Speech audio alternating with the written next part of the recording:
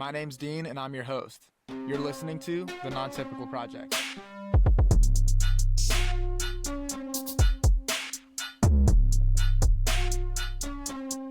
Favorite part. Fancy. All right, episode 11 of The Non-Typical Project. My good buddy Hunter Hogan's back on. And now when I introduce Hunter, I can say not only is he a professional archer, not only is he one hell of a bow hunter, but on top of that, now Hunter's officially a dad since then. So we have Bow Life Hogan's now Girl Dad Hogan. So that's a fun little update for you guys there. Me and Hunter are going to kind of break this podcast down into specifically buck bedding, talking about finding mature bucks, killing them in their bed, and getting on top of them. So Hunter, thanks buddy for coming back on again. Yeah, it's an exciting topic. Yeah, for sure. So I do want to start, let's just start at this time of year. And we'll kind of work our way through the season. So when you're trying to find specifically mature bucks, and we're talking, generally that 5.5 years old, 6.5 years old or older age structure, and public land bucks, how much of your work is getting done this time of year? What does that look like? Season just ended. Are you generally going into it with a buck in mind that you already saw from last season, or are you trying to basically start from scratch and scout new properties? Yeah, I mean, I truly enjoy the one specific buck stuff, but this time of year, postseason and early scouting season, I guess you could call it. I really try to keep an open mind and spend that time like exploring new places or revisiting places that I hadn't hunted that year, and then Um, I don't know, just covering as much ground and replanning, revamping stuff. Public land seems to be always changing. There's always um like changes to the properties, changes to the regulations. One of my favorite properties in my home state just got cut like in less than half now, and it has new property lines, and they sold they don't have half the property anymore because 'cause they're making it into something else. So, anyways, like, just kinda getting a basis of all of those things and, yeah, searching for new deer, new bucks, revisiting old bucks that maybe I didn't have time during the season to keep an eye on, just trying to get a general consensus of everything that's possible for the year. Yeah. Yeah, so how much time do you really spend, like, shed hunting or doing something like that, and do you accredit any of that to, like, finding the bucks that you're after? I've tried shed hunting a lot in the past years, but I'm just not very good at it. So, uh You and me both. I don't know if people beat me to the sheds or if I just suck at seeing them. I think I just suck at seeing them because whenever I'm hunting with Dylan, he's just constantly picking up sheds behind me as he's walking behind me. So I feel like that dude could find sheds on Mars, but I'm not very good at spotting them. So no, I spend most of my time just scouting and trying to like lay eyes on deer. A lot of bucks in the Midwest hold their antlers deep into March, So like I know there's a lot of guys that pick up sheds in early February and stuff, but I just know a lot of bucks, even mature bucks, that hold really late, and so sometimes I see them still holding, and um, a lot of times you can find deer in just enormous herds. It's like during the summertime, like August, September, and into early season, it's like all the deer are super spread out. I mean, there's bedding everywhere, there's food everywhere, there's cover everywhere. And then this time of year, it's like all the leaves are gone, all of the cover is, down, all of the crops are cut. And it's like there's only so much food source and so much bedding. And also, they just got pressured all season. So they're pressured out of a lot of places. So all the deer just conglomerated into smaller areas with larger numbers of deer, and so a lot of times that's on places that you can't access or where they're safe away from people. But regardless, if I can find some larger herds of deer and uh, get a consensus of what bucks made it through and what bucks are new and maybe new herds of deer and stuff. That's super helpful going into like the spring and summer scouting. For sure, and, to that point with Dylan, I've had him pull a shed out from under my foot before, so if it's worth anything, Yes. apparently he's better at it than I am too. Uh, yeah, man, I noticed this last year too. We did some turkey hunting, and, it was kinda turkey hunting on the back burner and scouting properties for deer kind of as the main focus. Is And we that happen to get kinda how into a you lot of generally birds. approach turkey season? Um, yeah, I mean, it is. I feel like with turkeys, it's like I enjoy turkey hunting. You know this about me. I enjoy turkey hunting, but I Yeah, just use it as like a chance to get out and be out in the woods and spend time with friends. I don't take it serious like I need to kill a bunch of birds and stuff, or need to get a perfect film or really, like, take it as seriously as I could, so I do, and in the Midwest and Missouri specifically, there's a lot of birds, and so it's like, you can find birds on about any property, and they're gobbling, so you can locate them. So I try to use it to yeah. explore new properties and new places and just turkey hunt as a secondary of it. Intentional deer scouting, intentional deer hunting, but opportunistic turkey hunting is Yeah. kinda what that boils down to. Yeah. So, in that springtime, we'll have some of our bucks start kinda popping up in velvet. So is that general, initial thought coming from you that you're gonna be trying to identify bucks you have history with, or is everything on the table?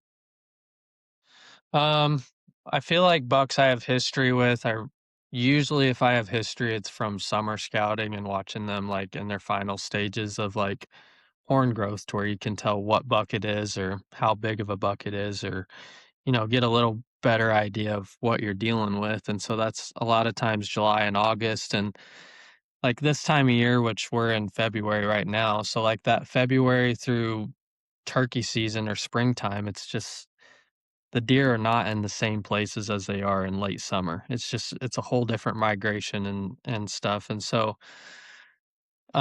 usually if I'm trying to follow up on a buck with that I've got history with, I do it later in the year, and I really try to spend this time of year to learn new properties, do your property learning and downloading and explore new places. You know this, and I really shouldn't even say this on a podcast, but I'm obsessed with, like, studying genetic pools. It's like I love, like, whitetail subspecies and studying that, and I think it's something that's not talked about enough, and it's something that I would eventually like to do a big like scientific study on and write up some stuff on like different subspecies of whitetail and how that affects how they act, the diet that they have, their herd like activities and their horn growth. It's like antler size is a big part of that, is a big byproduct of that. And so just studying all those different subspecies and genetic pools, I mean, you can be in the same state. Like I'm in Missouri and it's like I've already found tons of different genetic pools of deer and different what I feel like is subspecies of deer. You've got like the crop country deer to the north and the hill country deer to the south and the Ozark Mountains. Two totally different types of animals, like how they function, how they work, their body size, their horn growth, when they rut, how they act. It's just two different subspecies. It really is. And so I take this time of year to really try to explore new places and see if I can maybe find a little hidden pocket of genetics that nobody else knows about. And that's what me and you were doing last year when we were turkey hunting. It's like I felt like I'd studied a certain area, a certain county, certain place, and I'm like, okay, there's, a couple public pieces in here. Let's go see if we can find some crazy genetics of whitetail that maybe nobody else knows exists or very few people know it exists and don't talk about it. So I just take that time of year to do exploring like that and really scratch that deep whitetail itch that I've got. So So, real quick on that topic, because you're mentioning different kind of subspecies and stuff like that, and we briefly talked about this the other day, because you had two different bucks, Euro mounted that you held up, and one had a significantly shorter skull structure and face than the other one, even though they were fairly similar in age class. And so that's one of the interesting things that you were able to point out right away when you're looking at that. Now due to what you see with the different subspecies and you're trying to keep that in mind and kind of, educate yourself on it more and more throughout the years, are there areas or places that you tend to cross off or say, like, I know what that genetic pool does, and it's just not gonna be, what I'm after? Like, are there areas that you would say that you've discovered that you're like, yeah, whatever kind of deer are growing here are just not what I'm after versus this other area that may be only a few hours away and it's growing way better deer? Is that like, does that 100%. play into your game plan? Yeah. Yeah, I mean, I think my strategy of that is like I want to find a better genetic pool than the one I'm hunting. It's like I want to find something better than last year. I want to find something that tops what I've already found, and I've done that in other states now, and it's like sometimes I pull up to a state in a certain area and I'm like, "Wow, this is awesome." And then Yeah. other times like I'll explore my own state and new places with new genetic pools, and I'm very excited for it, and it doesn't produce what I thought it would, or maybe it doesn't have the other thing is, like, a lot of times it doesn't have the age structure that it needs. It's like you have to have a perfect storm. Yeah, genetics are important, but age class is just as, if not more important, and so you have to have both, and I feel like I've went to a lot of areas that have phenomenal genetics, and they just don't get the age class. It's like everybody all around the nation, if they talk about hunting Missouri, everybody's like, "Oh, yeah, I've hunted Kirksville." It's like Yeah. everybody knows where Yeah. Kirksville, Missouri is, and it's like Kirksville, Missouri is phenomenal genetics. I mean, some of the deer I've seen come out of there is just absolutely insane and give Iowa a run for its money, but now that there's a lot of just leases and outfitting and just general pressure up there, and it's hard to find a deer over 3.5 years old. So, you gotta have both, and, I just think that that's something I enjoy searching for, and a lot most of the time, it doesn't supersede what I've already invested in. A lot of the places I've already invested in, if I've really decided to lock down and spend several years investing into a area or genetic pool or a property specifically, it's for a good reason, and so I'm trying to outdo it, but a lot of times it doesn't. I mean, you kinda introduced the idea to me this year of, like, when I was first kind of planning on going out of state and doing some out of state hunting, you introduced the idea of like sleeper states. Like, yes, there's this, list of states that you can go to that everyone is like, this is the place, this is where you got to be. And it attracts just swarms of people. And even on that list of some of those big states that anyone could think of, as far as like there being big whitetails there, you were sitting down talking to me and you're like, yeah, I wouldn't spend a week there. I wouldn't Mm. spend my time there. I'd rather go find a sleeper state or an area of a state that has phenomenal genetics and has half the pressure or less. So when you go to your, sleeper states, your areas that maybe have that, smaller bit of pressure, how long does that take you to figure out, your genetic pools in the areas that you're in, or are you just kind of dropping points on the map and hoping for the best? Oh, it's extremely difficult. I mean, I spend the whole summer doing that, just trying to study that type of deal, and half the reason I'll touch on this that I explain that to you is because it's like a lot of those popular states are as good as they say. Like Illinois lives up to it, but if you go hunt Illinois public, it's gonna be tough. Like there's a lot of people. I've killed some good deer on Illinois public, don't get me wrong, but I've also spent a lot of time there to get it done, working around people, going to different properties, waiting for the just right time for them to cross through public or something like that. And it's like that is a difficult game to play. And some people love to play that game. Like my buddy Daniel Lemon, like he's from Mississippi and he travels a lot and kills a lot of big deer. And sometimes he'll go to like a super high pressure state at a high pressure time of year and he'll go kill big deer out of there. And it's just to kind of prove that he can. And for me, I don't like dealing with people, so I would rather go spend the time and the effort to start on a new state from scratch that there's not much information on, and I might not even find whitetail there. I might not even find the right kind of deer density or anything, and much less the genetics and starting from ground zero, but I would rather take that adventure than dealing with people in high pressure situations. So kind of speaking to that efficiency side of it, spending all this time scouting and all this time researching areas and kind of traveling and all your expense in there too. you have a very specific game. And this is a game that, for me, I started playing it probably in the last 2, 3 years or so. Since you kind of guided me towards this direction a lot, and that's killing them in their bedroom. So you did your summer scouting, you did your research, you found your buck you're after no matter what state it's in. I always notice the first thing you're doing is you're trying to get directly on top of that buck. And I've gotten to experience it firsthand where I'm hunting with you and we are climbing up in a tree with a buck bedded like 40, 50 yards away from us. And if you would have taken me 5 years back and said, yeah, you're going to get in a tree 40, 50 yards away from the buck you're trying to kill, and you're not going to bump him out of his bed. And when he Hang a stands set up, you're going too. to shoot him. Yeah. Yeah, hang a set, do all that. I would have been like, no chance, no chance until I got to see it myself, do it myself. And I'm like, okay. So when you've got that target buck found and you're seeing him for the first time, how are you backtracking him to his bedding area? And how are you kind of dissecting that buck and figuring out how you're going to kick in his bedroom door? Yeah, I mean, just spending a lot of time with them in the summer is kind of the simple answer to that. It's like if you got the right moon phase and you're in the long days of summer, August, it's like you got a lot of daylight hours. You got a lot of time to backtrack that buck and see where he's coming from and see where he's traveling to. And I mean, like 90% of the whitetail I've killed have been in the early season too.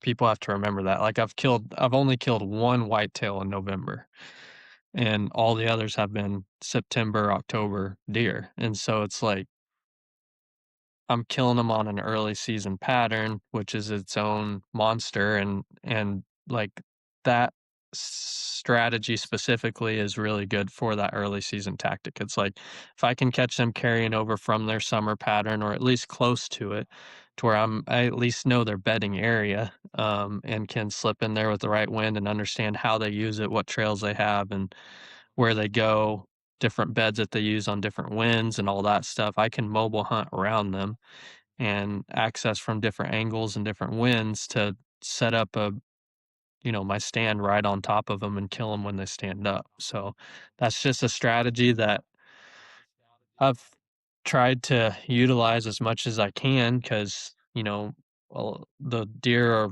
super chill and moving a lot and in bachelor groups. And sometimes a bachelor group, it's like you got 5, 6 bucks in one group, and I might only see the big buck of that group 1 or 2 times over the summer, but I know what bucks he's running with, and if they're slipping up and coming out early, it's like, "Okay, I know where he is because he's bedding with those bucks, he's staying with those bucks, he's part of that bachelor group, and they're not gonna split up until at least after September 1st," And so, a lot of times they're giving themselves away on that, and it's just a lot easier to backtrack them to where they're bedding and what they're using.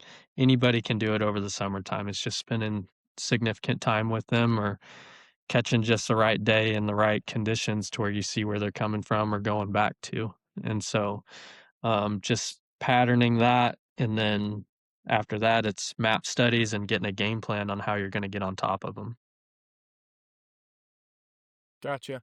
So, when you've got them figured out or you've got their bachelor group pinned down, we're getting right to that time of season where you're going to be trying to kind of figure out a plan to get there. One struggle that I like definitely had myself this season was I'd have a buck found, I'd have the area he's bedding in kind of pinned down, and then season comes around, I know where he's at, and I'm gunning it, hoofing it straight to where I think his bedroom is. And then I get there and realize that my tree selection is super slim, or I don't have a ton of great options on how I'm gonna set up on top of them. Are you figuring out, like, what your kill tree is gonna be, where you're gonna be able to position yourself on top of them, before season starts based on his bedroom, based on what you're seeing? How are you planning this out and trying to get into that area without bumping him, without, changing his pattern or doing anything that's gonna jeopardize your opportunity at that buck? I always revert back to scouting sets.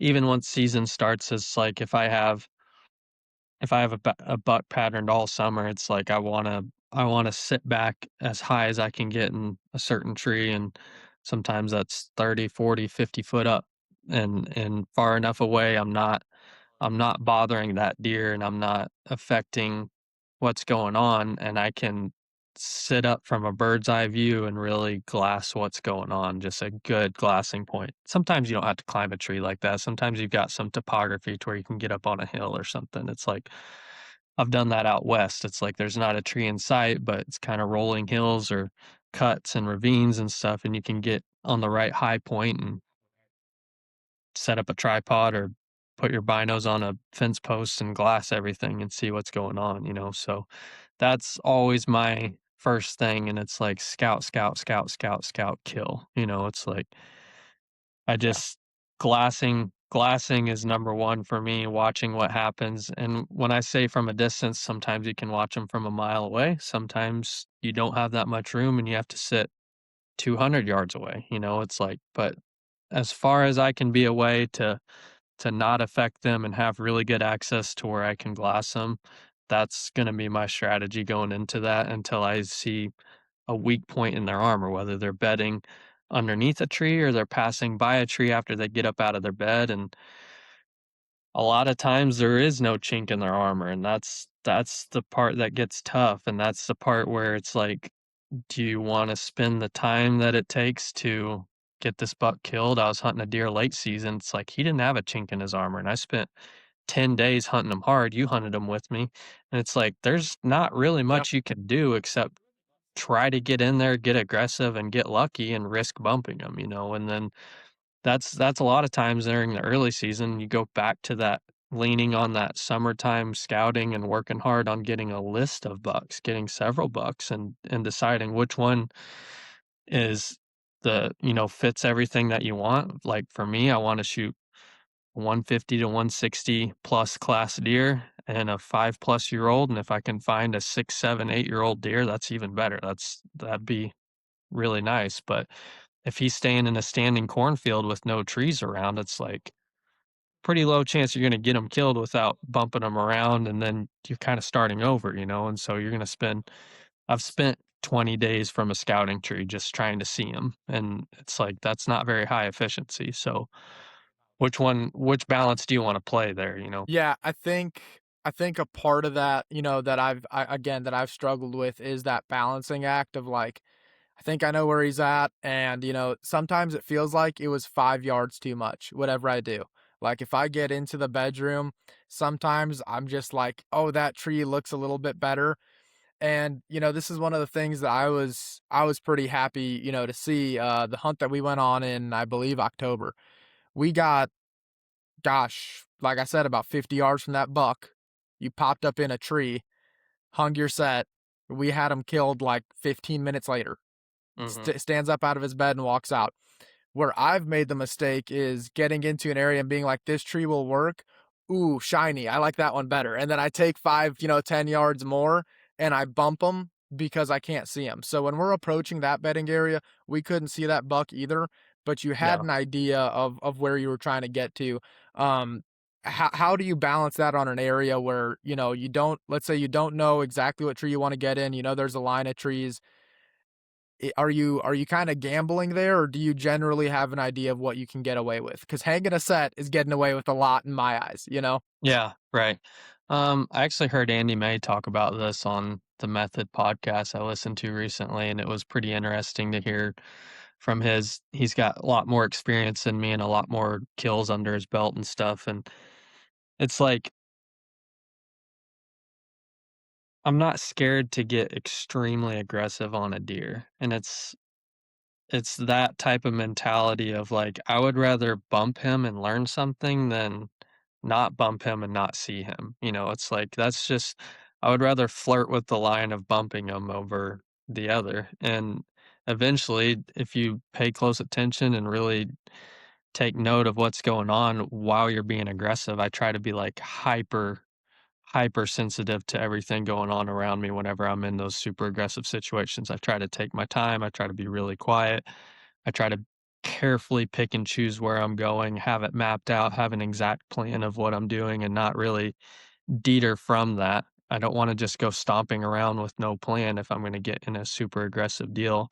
And eventually you start understanding, like, the deer in that area, like, what kinda stuff do they like bedding in? Like, in the situation where me and you hunted in October, I knew the type of stuff that that deer liked to bed in, and those deer in that area like to bed in. And so we approached the very edge of that, got in the last tree available without getting into that type of bedding, and there he was in range. It's like I'm not stomping through the stuff that he's in, but I'm getting as close as I can and managing that fine line of I mean, if you're gonna kill a deer in its bed as soon as he stands up, there's a very fine line of like he's in bow range, but I haven't bumped him yet.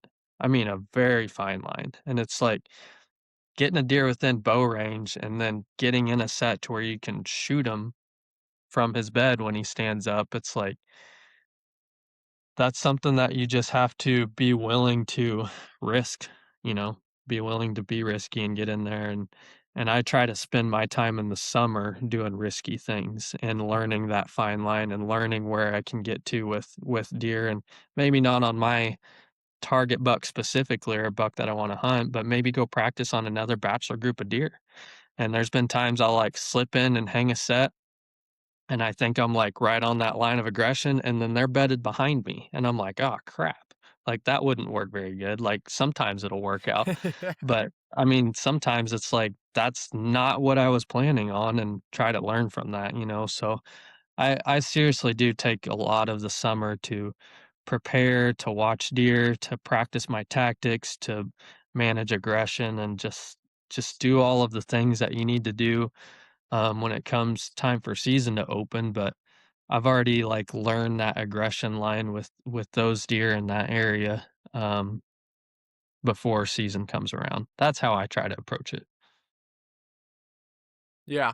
So, what have you in doing all that and then spending as much of time as you have because like I said, with a lot of your strategy revolving around getting into their bedroom.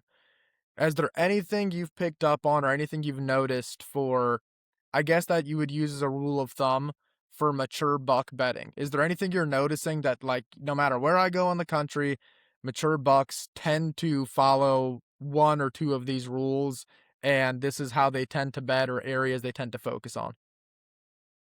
I try not to box a whitetail in, it's like Yeah. I never try to make these absolutes or these rules of whitetail or these for sure things. And you hear a lot of guys in the media world or the TV world like, this is how you do this. This is how whitetail acts. And then you listen to Lee Lakowski on a podcast who's just obsessed with learning whitetail. And he's like, this buck did this specifically, and this buck did this differently, and this buck did something I've never seen a whitetail do. And it's like, he understands deer to such a high level, and I respect that so much, and his success shows it. He's one of the best to do it, and he's like really studying each buck's personality and what they do specifically. And so I really try to utilize that, and the way that I try to approach that on out of state or like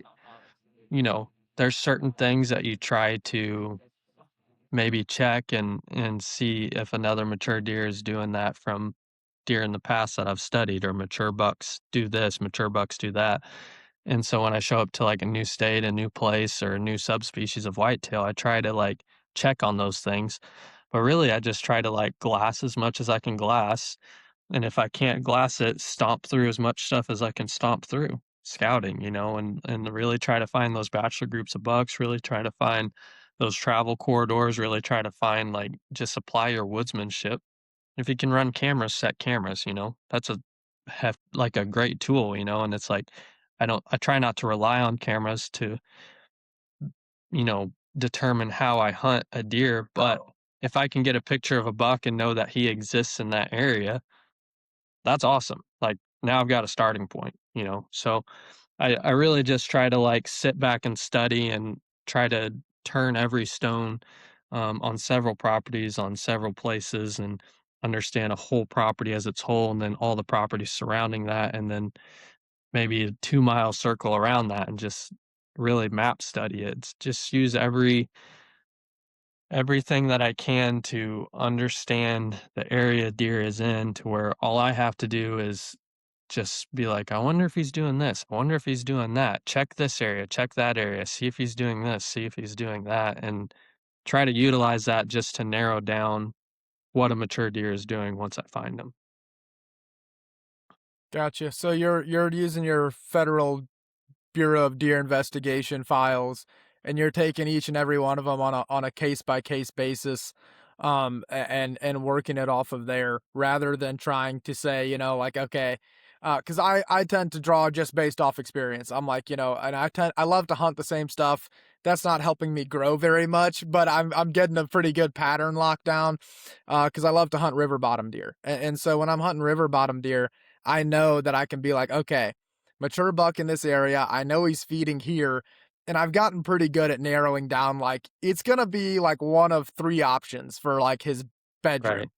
And I've kind of, found that. But again, for me, like going out of state or doing something like that would be like being thrown to the sharks because I might not have those same land features and those same deer that tend to run off of one massive topographical feature that kind of funnels them. So I'd have to be a little bit more broad in that for sure. Kind of like you're saying, just taking it case by case and seeing what those bucks are doing. So that's what's interesting to me is like that there wouldn't necessarily be a rule of thumb, but you know, if a mature buck has got a bedding area, do you think that let's take one particular case, for a specific buck you found. Do you find that buck sticking to one bedding area more often than not, switching it up, or do you think bucks switching their bedding area is entirely based on pressure and circumstance?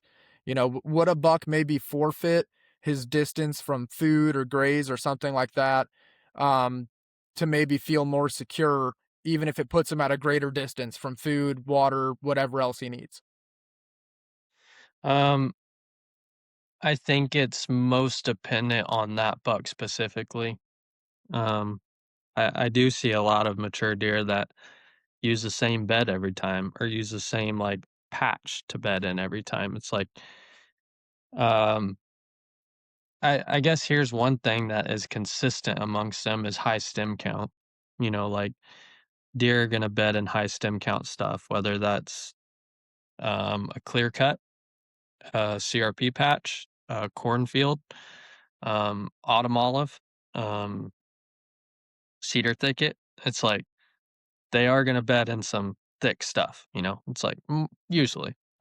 I say that, and then I've found deer in Kansas that are bedding in, like, shin-high prairie grass, so I like, Yeah. usually.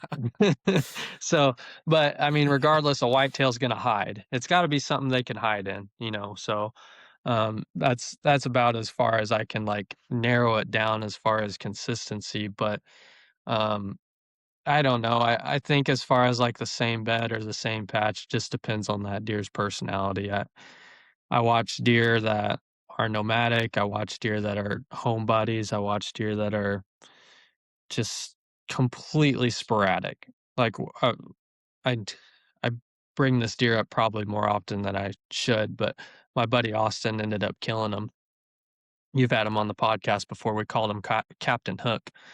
And that deer was so sporadic, like, he would spend 2 weeks in a spot, and then he'd show up a mile and a half away, and it's like, "What are you doing here?" I was just coming here to, like, watch this other bachelor group, and then he just shows up, and it's, like, overnight, and then he might stick to an area for 2 months and then go 3 miles away, and it's just like, "What are you doing, dude?" I don't know, so, um, Yeah. some of them are super hard to narrow down like that, so I really think it just boils down to their personality, and that boils down to 1, having an open mind of how far a whitetail will use. A lot of them will use a mile or a mile and a half, you know, circle. If you get into open country stuff out west, that might expand to 3 miles, but understanding that he could be anywhere in that mile and a half to 3 miles, and I mean anywhere in it, like, you draw a line 3 miles away, and come, like, August or September, whenever the bachelor groups start splitting up and bucks find their own areas, he can go that far. I had my buddy Ben, who you should probably have on the podcast. he knew of a whitetail out west that was pretty popular amongst several guys, and he said that he traveled like 60 some miles, and it was for sure Whoa. confirmed the same deer, and it's like, I've never seen anything like that in my life, but, like, Yeah. seriously trying to box in a whitetail is a seriously hard thing to do. You know, it just really is. It's Fool's just errand they're as far as that stuff goes.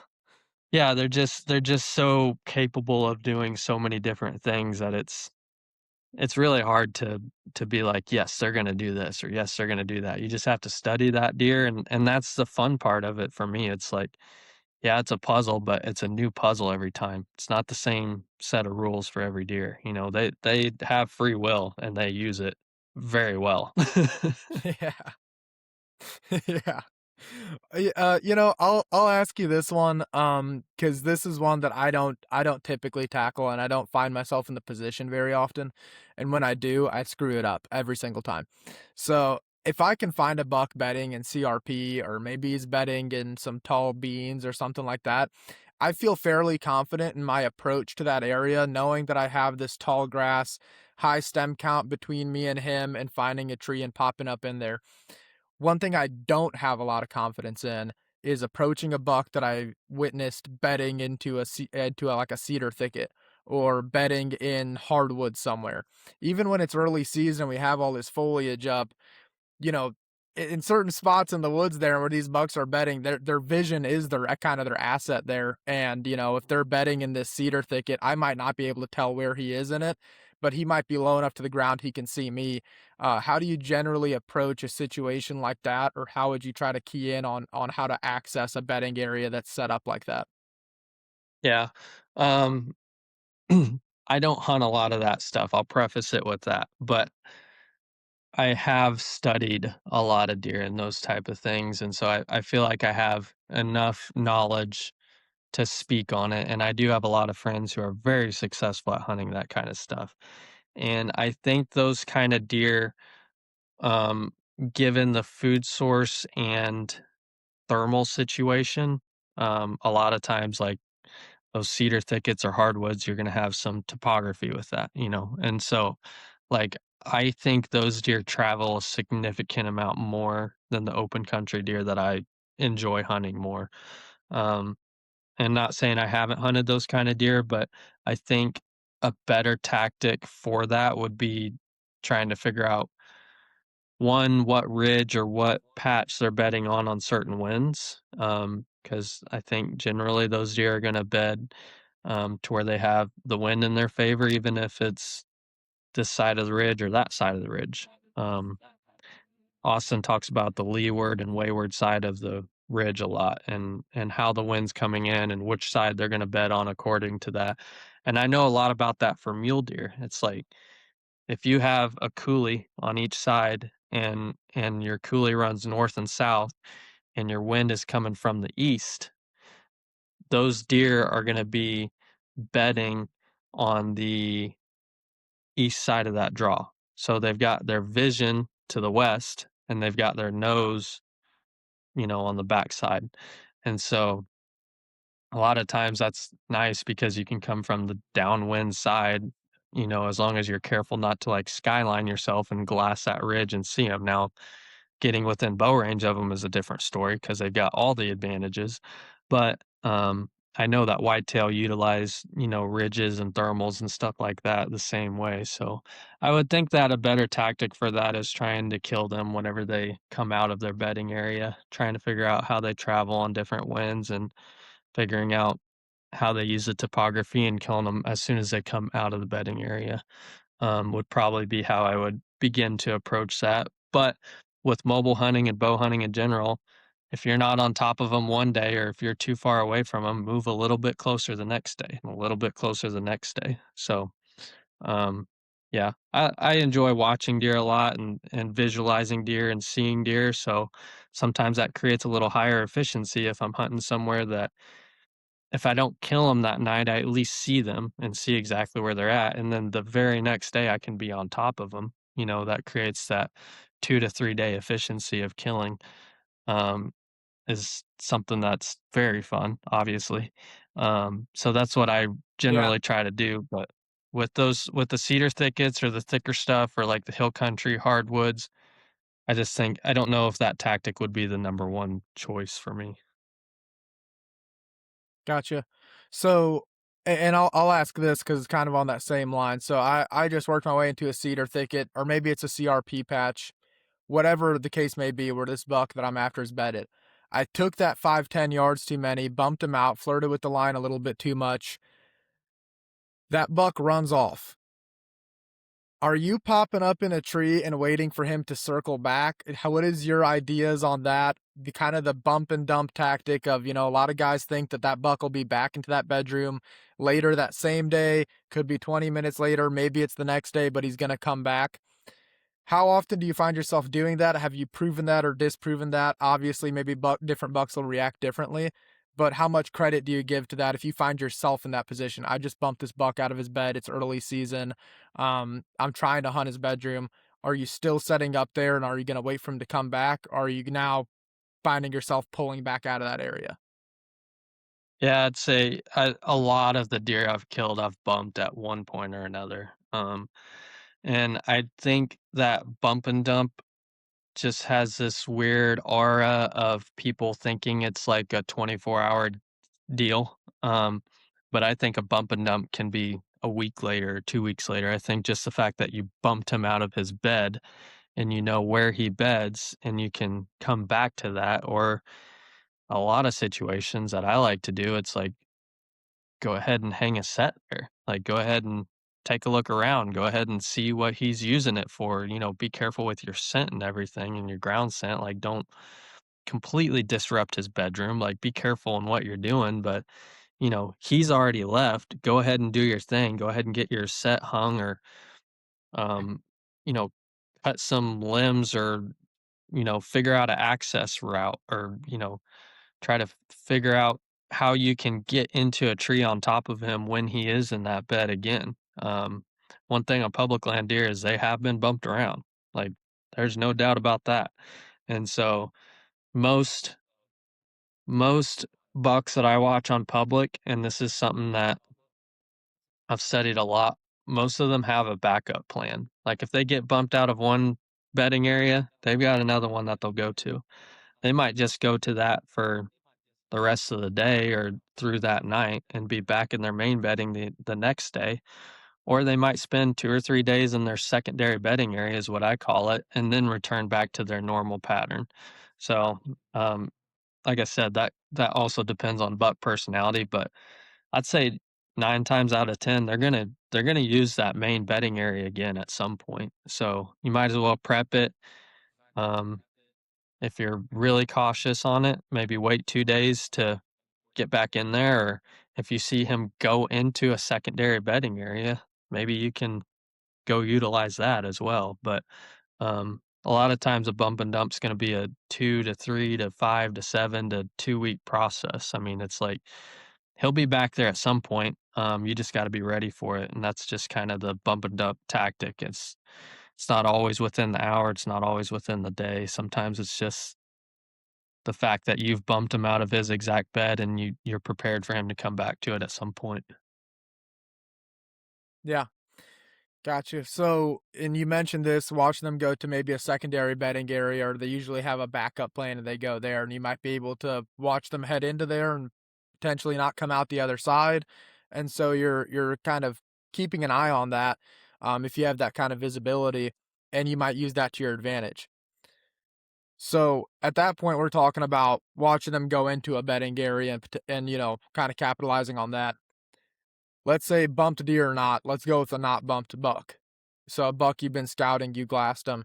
How often are you actually able to put a buck to bed, watch him go into something, watch him bed down, versus watch where he's feeding, watch where he might disappear to, or maybe you drive through early the next morning and glass that field, see if you can still spot him walking off somewhere.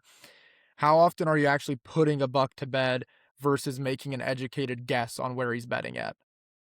Yeah, usually it's a historical thing. Like I've watched him bed or come out of this bedding area the last 2 or 3 evenings, or the last 2 or 3 months, or the whole summer, or something like that. A lot of times it's historic stuff on that.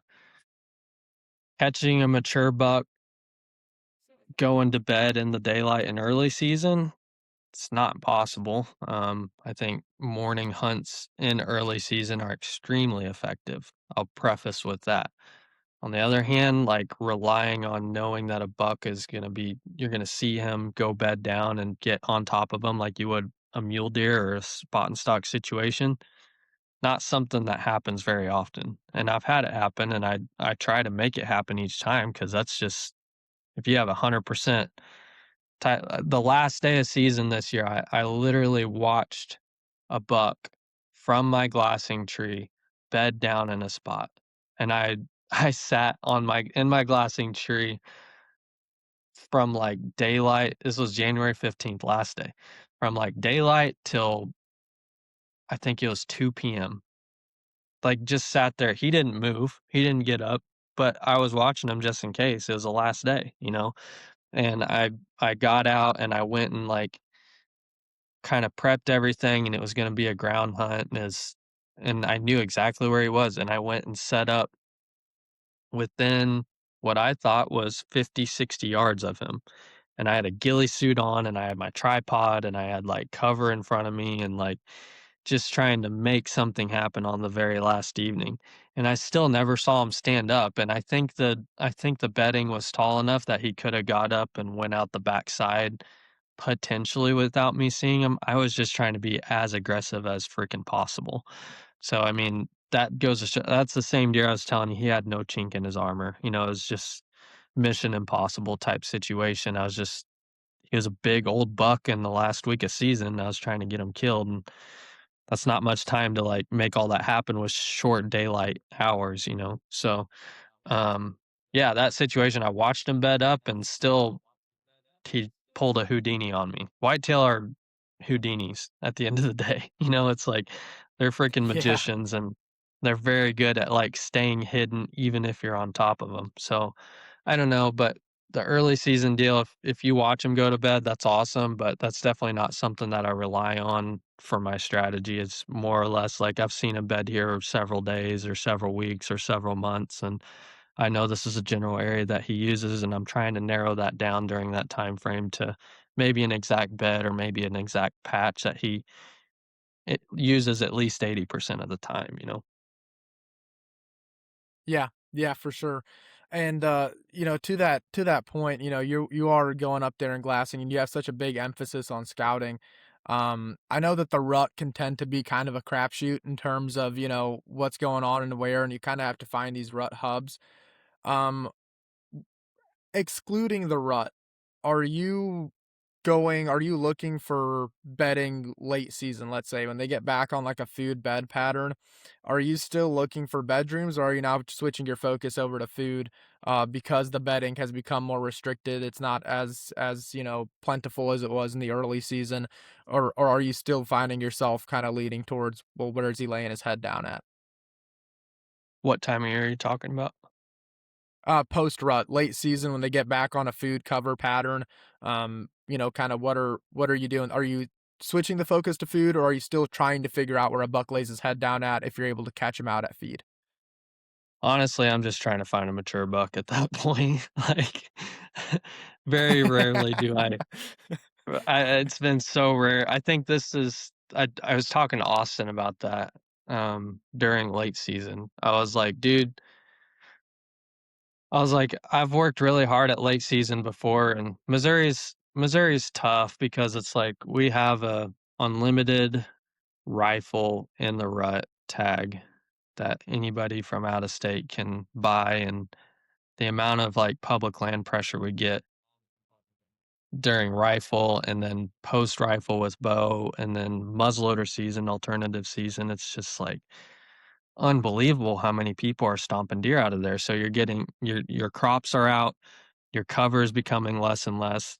The rut, they're coming out of the rut, so they're getting lazier. Your days are getting shorter. Deer are getting pushed off public. It's just like such the opposite of a perfect storm. It's like, you know, the worst thing imaginable for me. And so it's like just finding and I spent last year, like, when we went turkey hunting and the other place that we went turkey hunting, that was part of my strategy of, like, "Hey, this place is hard to get to. Maybe it doesn't get hit as hard during rifle. Maybe I can find a late season buck in it." That was half my strategy of that. It's like, "Hey, maybe I can try and find a place that is good during late season." It's just so hard to come by, and so, honestly, like, I have very little, quote, unquote, "strategy" for my home state, during late season, and a lot of times I'm not traveling that time of year to different states because I try to do as much of that as possible during the early season and then maybe have a few tags that I try to rut hunt and stuff, and so I've kinda expended myself by the late season. Um, but when I do find a big buck in the late season, which I did this year, and I tried to get him killed, and I had an awesome chess match with him, which I was super thankful for. It's like, I'm just trying to kill him any way that I can, and that this year was a very warm last couple weeks of season. There wasn't any, like, super brutal, they have to go to food type of deal, and so I was trying to kill him in his bedding area, um, and he was going from bedding to standing corn, so it was like, even if I did try to hunt him in his food source, it wasn't very helpful, so, um, I don't know. Late season is just a super volatile thing. I feel like it's just, like, try to use it as you can, and that's just for a high pressure state on public specifically. Late season on private, late season on a maybe limited quota state or something like that, totally different story. Can be some of the best time of year. I know guys that manage their properties to where they're the only food for a long ways in a high deer density area, and they leave their food for late season, and then they just have their choice of bucks for late season. It's like, it's just every day they could shoot 18 different deer, or 18 different bucks, and they're like, "Yep, letting that one go till next year. Yep, letting that one get a year older, and yep, we're gonna go ahead and kill that one or cull that one." That's freaking awesome. Like, it's a great strategy if they can pull it off. It's just totally different for public land high pressure with deer that have been pushed off a lot. I just take that as it comes. Yeah, so I'll ask you this question too because it's something I noticed and I don't have a clear answer for. So typically when I find a buck, a mature buck in particular bedding in an area, I'm able to figure out pretty quickly like, oh, I get why. Like I understand the why to this buck bedding here, but I have noticed a pattern that I have not been able to figure out the why behind. There have been a number of bucks I killed. Some of them are on my wall that I know where they were bedding, I just have no idea why. Like, it never made sense to me, and it's something that I noticed with other bucks too that I never ended up killing, but it's this weird habit or tendency of some of these bucks bedding across a moving body of water from where their food is, to where they might be bedding on a creek bank, but they wanna be on the opposite side of where their food is, and they'll jump into the creek and swim across it to get to their food. Is that something you've seen at all or, like, that you've kind of experienced with deer wanting to jump into water and swim across it to get to food, and have you ever figured out maybe why those deer are doing that? Yeah, I think if you zoom out and look at the big picture on that, I think that a big, old, mature buck is willing to do anything that he needs to do to get left alone by people. Or if he can't be left alone by people, at least have enough of an edge to where he can escape before they get to him. And so I think that there's just pockets of areas that it's like they're willing to do some weird stuff, whether it's like bed in a place that nobody would expect them to bed. It's like, yeah, that's exactly why he beds there because nobody would expect him to, and he gets left alone by people. Or maybe it's cross a moving creek, or maybe it's, um, live in the middle of a city. Obviously, we all know what that looks like now. It's like Yeah. uh, that's been a deep whitetail knowledge for a long time, and like, Lee has shown us exactly why, how deer get the age class, and furthermore, the genetic pool that comes out of that is unimaginable. It's like anywhere that they know that they're, like, safe from getting killed, like, a whitetail's gonna figure that out, and he's gonna utilize it. So, if that means crossing a creek to get left alone by people, it's crossing a creek every day. If that means bedding in somebody's backyard and eating out of the bird feeder every day, that's what they're gonna do, it's like, that's whatever Yeah. they gotta do to get left alone, that's what they're gonna do, so I just think that's kind of the deal, and, that factor is more important to them than the perfect bed or the perfect food or the perfect travel corridor. Big old bucks get big and old because they do stuff that's not perfect that people don't expect. If they did the stuff that people expect them to do and the things that make sense to whitetail, somebody would figure it out and kill them. So that's just kind of how they get the age class that they do. Yeah. So you mentioned something there where you're like, places where they don't, where people don't expect them to be, or places that are maybe overlooked, or places that don't get this much or that much attention, and they're able to get away from people. We've talked about some of your map studying before and how you break down a property and how you go through it, like the extent you'll go to in order to break down a piece of property, from maps before you even step foot on it.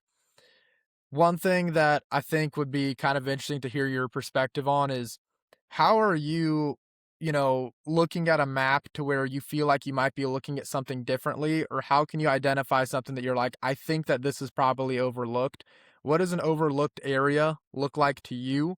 How do you make that stand out to you? These areas that maybe you think other people are missing, because I might look at a map and I'm looking at a public land borderline, and I'm like, people are probably stomping through every inch of this place every day, but you have a pretty strong knack for finding these areas that you're like, I don't think anybody's bothering or stinking this area up too much, and you have a pretty good success rate with it. So how are you pinpointing that kind of stuff? Um, I feel like at this point it's something that I've done enough to where I just kind of have a knack for it or a process of doing it. I guess if I were to try to explain to somebody how to learn how to do that or how to figure out how to do it, I would take a map. First thing I do is draw out every access point.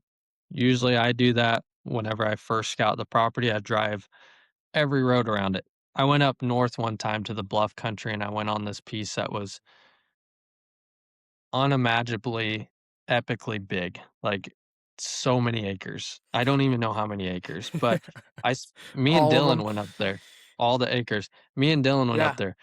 We spent the first day and a half driving the roads with our tracker on.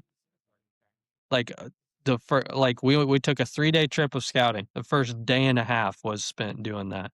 And now Onyx has a feature which is super nice. You can create a route. So if you go to tools and then you click make a route and then you select the snap to points, you can like follow a road and like click on the road as you go and the line like snaps to the road. So now I can do it virtually like e-scouting. I can go to a new state, I can pick a property and I'm like, okay, here's a road that goes through it or around it or all over it and I can just like click along it and I can build this route, highlight it whatever color I need, and boom, now I have the map with all the roads highlighted through it. So figuring that out, parking lots, which are going to be your heaviest access points, you don't always have to. Well, some states you have to, but most places you don't have to park in a parking lot, but most people are going to. And so how they're going to approach it from there, that's my first step of like breaking down a property. And then if you're looking for like overlooked spots or places that get left alone or a place that a buck uses, it's like start breaking down the map on what makes sense to you, right? It's like, okay, here's a thick area right up against a field edge and a food source. Like, here's a big area I would think that a deer would bed, and here's a big area I would think a deer would feed, and just like find all of those and maybe just highlight them all, like build a shape on your Onyx, like here's a whole field or here's a whole thicket. And after you build all that out, any place that's not highlighted, study it hard. See if a buck could make it work. It's like it doesn't have to be the perfect situation, just see if he could possibly make it work. And those are gonna be like your overlooked spots, those spots that people and a lot of times it's really close to an access point. Like you know this from Yeah. hunting with me. All the deer that me and you have hunted together, it's been within 200 yards of where we parked the truck. and it's like, "There's a big buck staying right Yep. here." Like, he's within 200 yards of us right now, and that's just a crazy concept to think, but, I mean, bucks know how to pattern people way better than people know how to pattern bucks, and that's how they stay alive, that's how they get to the age class. If they're not capable of doing that, then they die at a young age. Yeah. Yeah, so it's funny, that you brought that up because that was my next question or next thing I was gonna bring up for you to talk about is like, hey, you're very keyed in on big bucks patterns. You're very keyed in on what they're doing, and more often than not, like you said, you're hunting within a couple hundred yards of your access, and that's where you're killing these bucks at and killing them in their bedroom. So, whereas a lot of guys are trying to stomp 2, 3 miles out, here you are with the mature buck, couple hundred yards from your access point. And do Mhm. you think that that is, because that area works out so well for them, or is it because they can keep an eye on people? Because we mentioned this before a little bit on last time I had you on. We talked about bucks keeping an eye on access points and keeping an eye on people and wanting to get a visual. Obviously they're making it work with, their feed and water pattern and everything else. But how much of that is they might be betting that close because they can get the drop on people, because they can watch hunters coming in? Yeah, I think it happens a lot. I don't know if that's just a general statement I could make of, like, that's why they do it, because usually a whitetail is, like, hidden enough that he's not keeping an eye on anything. He's just, like, tucked in his hole, tucked in his little spot to where he's nothing can see him until they step on him. Um, is Yeah. generally how good a whitetail hides. They're like rabbits. They're like overgrown cottontail rabbits. I mean, they've got the same tail and everything. So, I mean, I think that that is just generally like how they approach it. It's like their number one thing is like, I want to be left alone and I want to be hidden. And if like the situation, the buck you talked about with Jeff, where you found his bed and you crouched down and you could see that he could see you from the parking lot. I think that's a great perk for Yep. a buck. I don't think it's a dead requirement for him. I just think he wants to be hidden and wants to be left alone. So wherever that is, he'll use it. And that's as specific as it gets. It's like if I can hide and I can be left alone, that's all it requires. I mean, it could be inside a freaking old abandoned shed. It's like if I get left alone and undisturbed and I can hide, I'll use it. And I think that's the mentality for a lot of public land mature bucks. Yeah. I gotta point it out too because you mentioned a few times. I think it's hilarious. Hunter doesn't like talking about bucks. He likes talking about buck. It's like if we could get like one deer and be like, yeah, he loves this. This is what he's gonna do. But I think that just speaks so much to like how many mature bucks you've killed. It is the fact that you have that habit of being like, yeah, maybe some of them like that, but like you keep a Yeah. very open mind with it, and I think it's super important because yeah, I have noticed that, and it's in my experience, like I've noticed bucks doing certain things, but then yeah, I've also found others that historically I would have said, why would a buck do that? And then suddenly he's there. Like specifically about the water crossing thing, I've got 3 bucks in here that, did that same thing, crossed a creek, and I don't know why, but I do know that they were killed all within a couple miles of each other. So, for whatever reason that worked for them. They all found something similar, but then I've got other bucks that, I can't draw that to. So, one little note to pick up on with Hunter, that's what a killer sounds like when they talk about deer. They don't paint with a broad brush. Yeah, Uh, I try to, like, keep it as specific as I can because it's like, you're on a podcast, you wanna help people learn, you wanna help, like, explain your strategy to people, but a lot of my strategy is having an open mind. It just is, and it's like, yeah. not trying to, like, hide my secrets or anything, it's just like, I've watched so many different bucks do so many different situations, and it's like, I just cannot stand trying to make absolutes out of whitetail hunting. It's like if you the second you make an absolute, there's a big buck doing the opposite and he's escaping you because of it and he's getting another year of age. And it's like, you want to kill 5, 6, 7 year old bucks, you're going to have to think outside of the box and keep a really open mind because whatever a whitetail is supposed to do, the reason they're staying alive is because they're not doing that. Yeah, for sure. Well, so that's a part of the thing with the close to access sort of deal. You do have a pattern of killing deer close to access. So, Yeah, it just happens whatever to that work out. falls into, yeah, whatever that falls into, however that works, that's something that's, kind of interesting because to me, once again, if we were to rewind the clock back 4 or 5 years, my original thoughts would have been a mature buck isn't gonna be that close to the access because he's hearing truck door slam. He's hearing, people in the parking lot. He's hearing people walking in and out. He's smelling people all the time. That would bother them. That's something that you don't let really play a factor in breaking down where a buck might be bedding or where a big buck might be.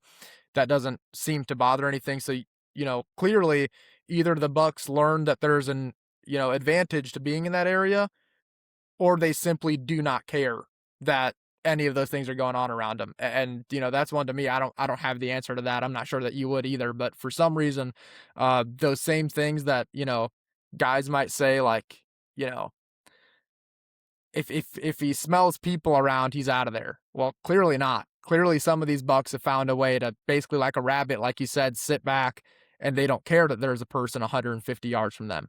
Because they're definitely smart enough to know there is.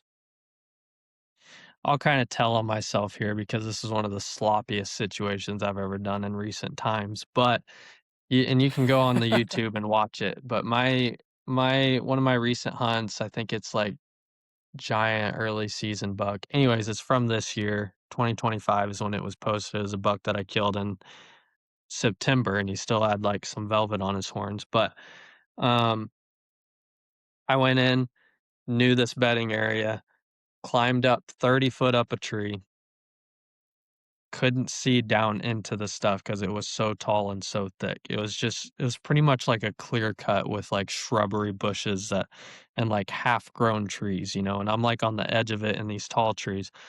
So I climb up another 10 foot, so I'm at, like, 40 foot high, and I can barely kinda see into it. If a deer is standing up in the perfect spot, I can see them.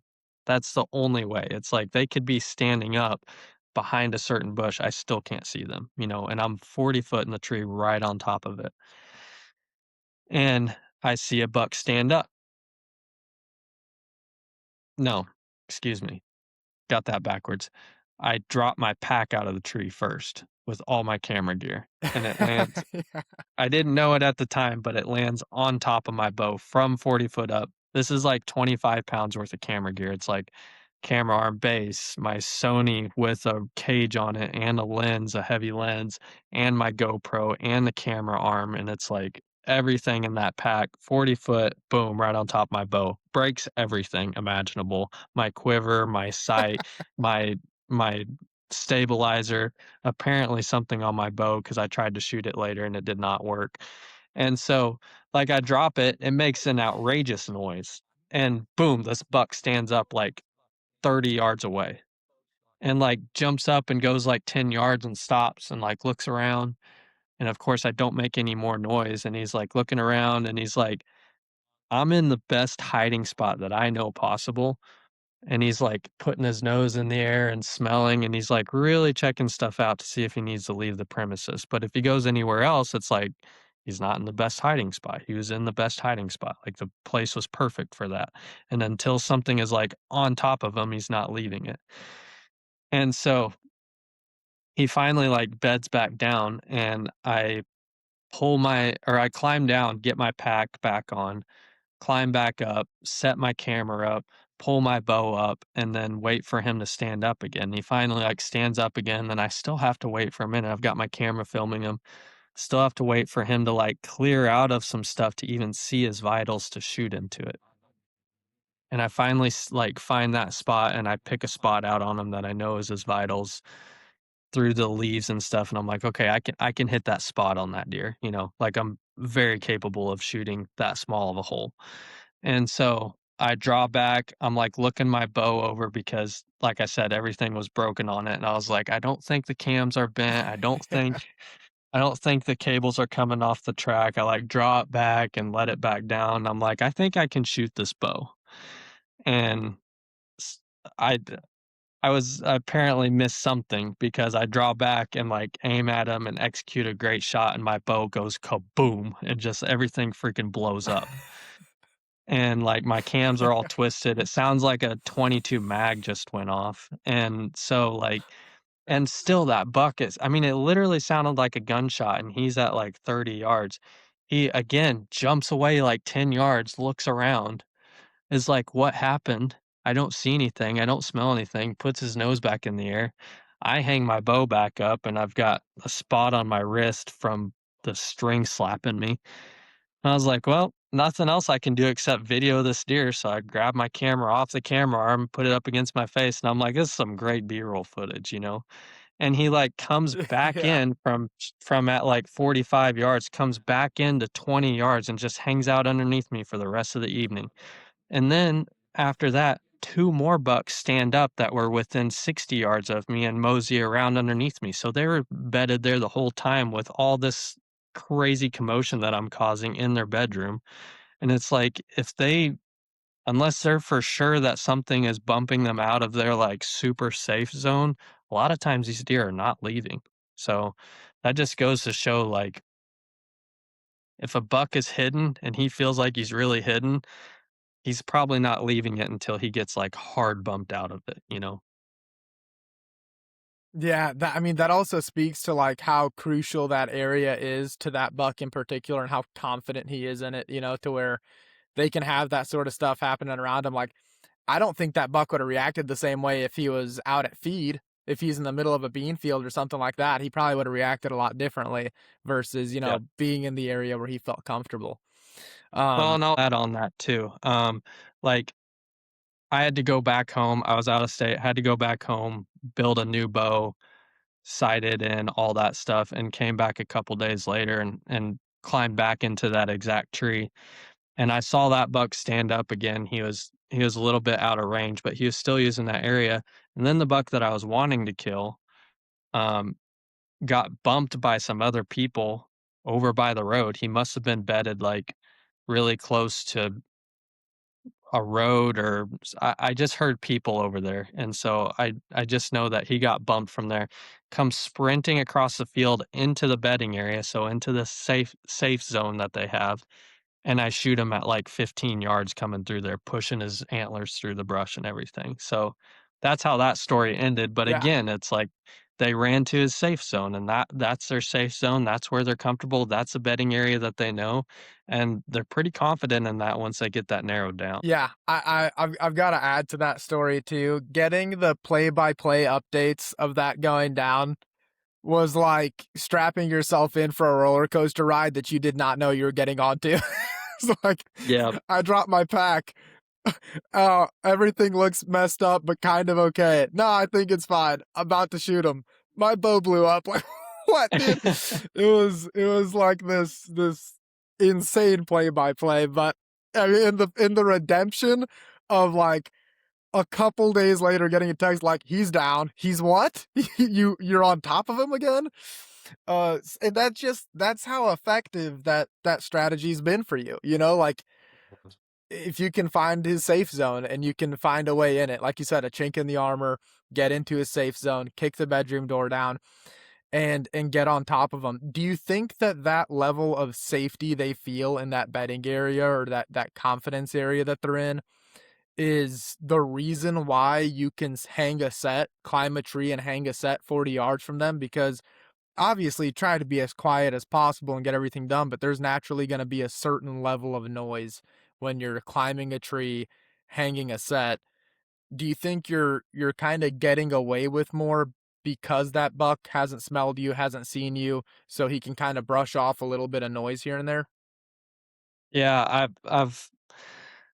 I like to convince myself that that's not true, and I've gotten you know, I mean, you've climbed a lot of trees with me, I'm like I move like a freaking sloth. Like I'm very specific on every single muscle movement just to make sure I don't make one little tiny noise at all. So I am very like very conscious of that, and I've also practiced it a lot, and I'm also, like, very good at it. I'm very good at getting in a tree really quiet. It's just something that I've worked really hard to become efficient at, and so I treat it like I'm not, but there's been times with me and Dylan where I tink a stick together, and I'm like, "That's not good," you know? And we get away Yeah. with it, like, they don't move, or maybe the buck, like, turns his ear a little bit or turns his head or whatever, and it's like, usually, if I know a buck's in a bedding area and I know what tree I need to get into and I slip up it, I generally don't bump them out of there. And yeah, I mean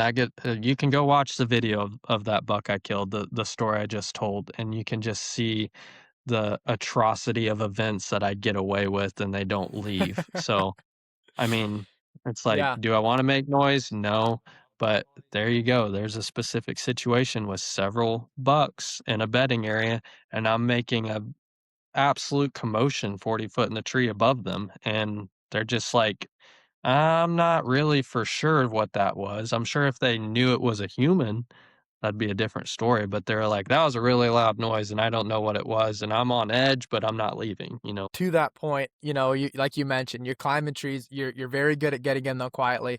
You're also just really good at climbing trees in general. And you said something earlier that boy, oh boy, can I not wait to touch on this a little bit. I've been kind of holding it back until, closer to the end here. You said something that a lot of folks hate to hear. They hate to hear that, you said 30, 40, 50 feet in a tree. I will, on my honor, vouch that Hunter goes that high in a tree. And I know this because when I climb a tree with Hunter, I don't look down. It scares the life out of me. So you mentioned that a part of the reason that you got like another 10 feet up in the tree or whatever on that particular buck was to look down into the bedding. Another reason I've heard you cite for getting that high in a tree is well, and I quote, I want to see the next state over. And so you're all about David said increasing your that. visibility. Who said that? Yeah. DJ. DJ? Yeah. Yeah. So, you're getting that high in the tree. Okay, first off, how are you getting that high in the tree? Are you bringing extra sticks with you? I know a lot of these answers, but I need the explanation for everybody else. Number two, I have heard a lot of people say, well, if you get that high in a tree, your shot angle's terrible. It's you're not going to be able to pull off a good shot. You do all of the above. So, what is your general target height in the tree? Why are you doing that? And how does it affect your shot angle, if at all? Keep in mind, Hunter is a professional archer. I'm going to put emphasis on the word professional. So take it away from there, buddy. Everybody has a different ethics line of bow hunting, and it's something Uh-huh. that people don't wanna talk about, or maybe they just wanna, like, rip people a new one in the comments on social media, but regardless, bow hunting, there's been people that have been killing deer farther than they should with a recurve that's super slow that the deer's gonna move an atrocious amount before it gets there with no rangefinders for hundreds of years before modern technology of bow hunting.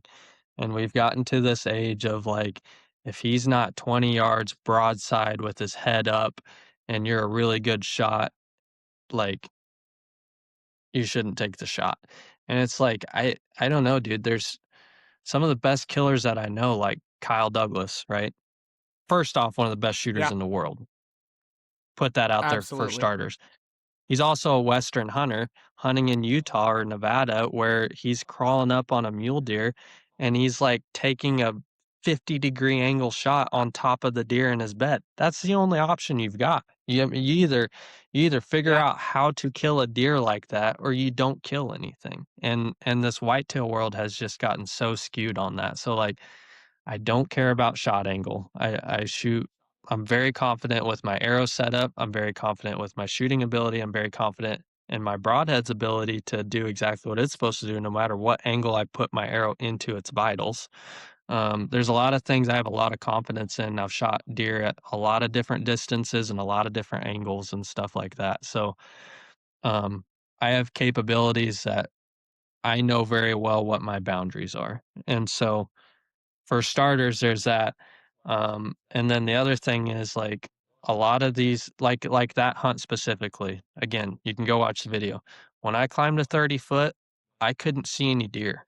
I just couldn't. So I had to go Yeah. another 10 foot just to visually see the deer's head. It's like, and luckily there was a tree there that I could climb that high in, and it's like that's just I also know how high I'm going because I am capable of climbing 30 foot with 4 sticks. There's videos of that. There's a whole Facebook situation of that deal, but with my 4 lone wolf sticks with aiders on them and my stand, I'm 6'6" with a 38-inch inseam. I can set my first stick at the top of my head, my aider at the top of my head, and I can put my foot in it. So that's there you go. The first step is 6.5 foot high. And then I can space every stick out after that accordingly.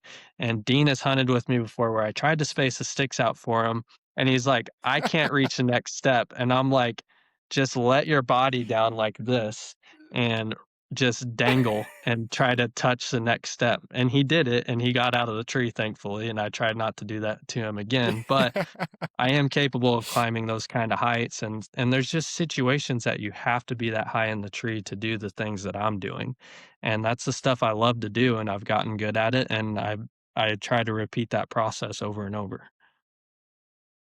Yeah. Yeah, for sure. I wanna add in, by the way, I am 6'1". I'm not short. Just Hunter's got incredibly long reach between his legs, Yeah. and his arms. He's able to go up there pretty there's been more than a handful of times Hunter's looked down and I look like a koala bear just trying to shimmy my way up the tree to the first stick.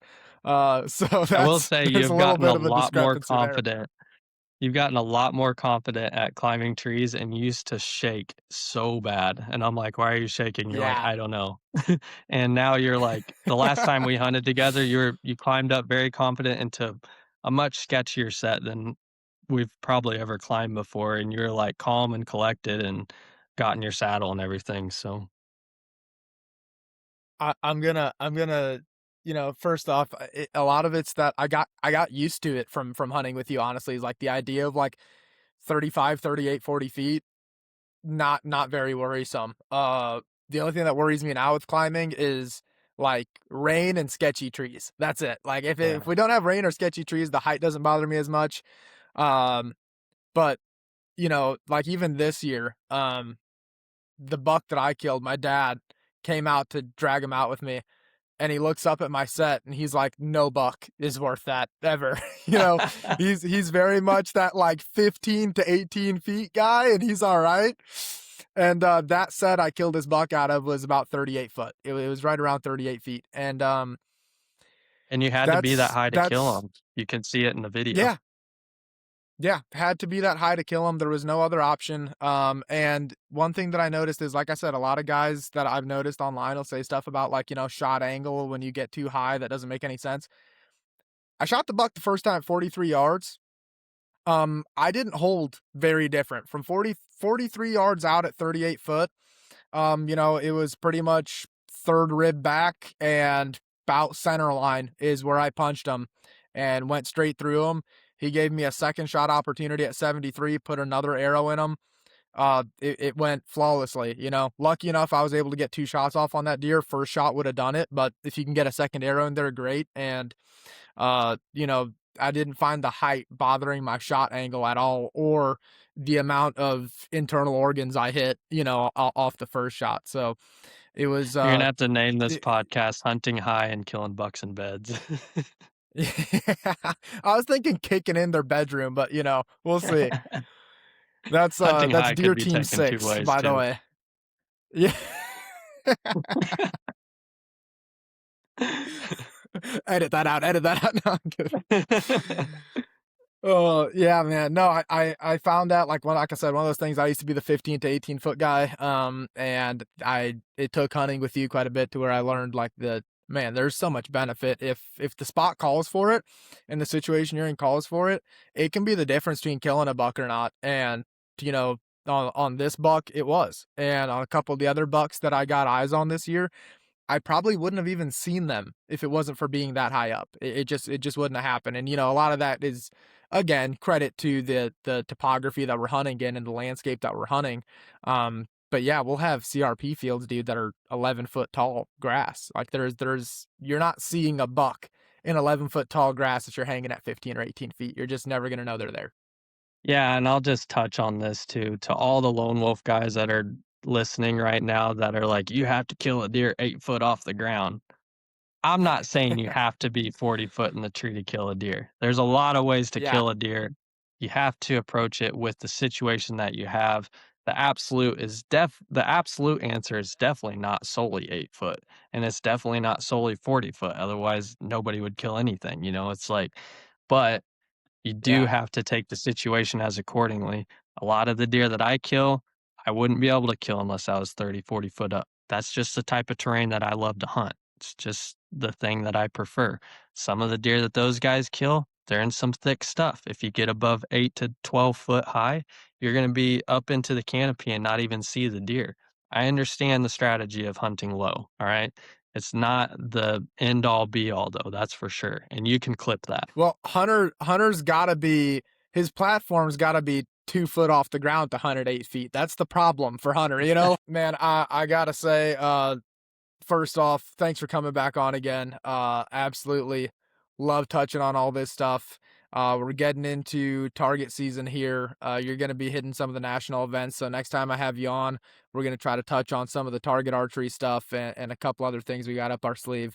But that'll be a wrap on episode 11. And thanks for coming on again. Thanks for having me. You Got can it, clip buddy. that in. We'll catch you guys on the next one. Thank you guys for listening to today's episode of the Non-Typical Project. If you want to check out our special guest, their social media handles are located in the episode description. If you want to keep up to date with the Non-Typical Project, you can search the Non-Typical Project on Instagram. You can also head over to the main page of the podcast to see all currently available episodes with a new episode every Friday. To keep up to date with me, you can find me on Instagram. My Instagram handle is Dean_Hunts. And everything will once again be down below in the episode description. Thanks again for tuning in, and I'll see you next time.